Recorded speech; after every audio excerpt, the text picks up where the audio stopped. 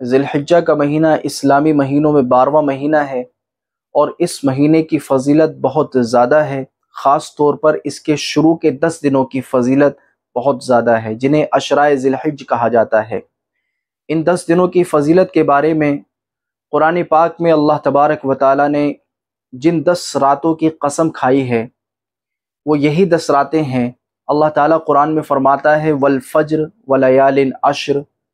اللہ تعالیٰ نے ان 10 راتوں کی قسم کھائی ہے، یعنی ذی الحجہ کی جو شروع کی 10 راتیں ہیں، اللہ تعالیٰ نے قرآن پاک میں ان کی قسم کھائی ہے، تو قرآن پاک سے ہمیں اس کی فضیلت معلوم ہو جاتی ہے۔ ایک حدیث میں آتا ہے کہ حضرت عبداللہ ابن عباس رضی اللہ عنہ روایت کرتے ہیں کہ نبی کریم صلی اللہ علیہ وسلم نے ارشاد فرمایا کہ اللہ تعالیٰ کے یہاں سب اعمال میں ذی الحجہ کے شروع کے 10 دنوں میں کیے گئے اعمال سے زیادہ کوئی عمل پسندیدہ نہیں ہے۔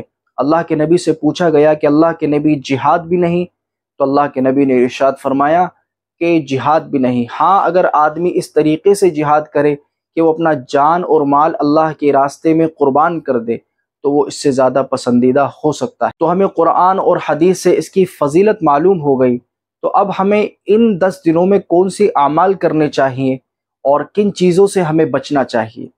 خوب سمجھ لیجئے، اللہ کے نبی صلی اللہ علیہ وسلم کا معمول یہ تھا کہ اللہ کے نبی 1 ذی الحجہ سے لے کر 9 ذی الحجہ تک روزہ رکھا کرتے تھے، تو ہمیں بھی کوشش کرنی چاہیے کہ 1 ذی الحجہ سے لے کر 9 ذی الحجہ تک ہم بھی روزہ رکھیں، یعنی 9 دنوں تک ہم روزہ رکھیں۔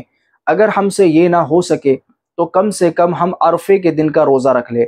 عرفہ کا دن یعنی 9 ذی الحجہ کا جو دن ہوتا ہے اسے عرفہ کا دن کہا جاتا ہے، اور اس روزے کے متعلق اللہ کے نبی صلی اللہ علیہ وسلم نے ارشاد فرمایا کہ مجھے اللہ کی ذات سے امید ہے کہ اللہ تعالیٰ اس روزہ رکھنے کی برکت سے اللہ تعالیٰ 1 سال پہلے کے اور 1 سال بعد کے گناہوں کو معاف فرما دے گا، اور یہ وہ گناہ ہیں کہ جو صغیرہ گناہ ہیں، یعنی جو چھوٹے گناہ ہیں۔ تو کبیرہ گناہ ان سے معاف نہیں ہوں گے بلکہ چھوٹے گناہ معاف ہوں گے۔ تو اب ہمیں ان 10 دنوں میں کون سے اعمال کرنے ہیں؟ ایک تو روزہ رکھنا ہے، ٹھیک ہے، اور دوسرا یہ کہ نمازوں کے پابند بن جانا ہے، اور تکبیروں کا اہتمام کرنا ہے۔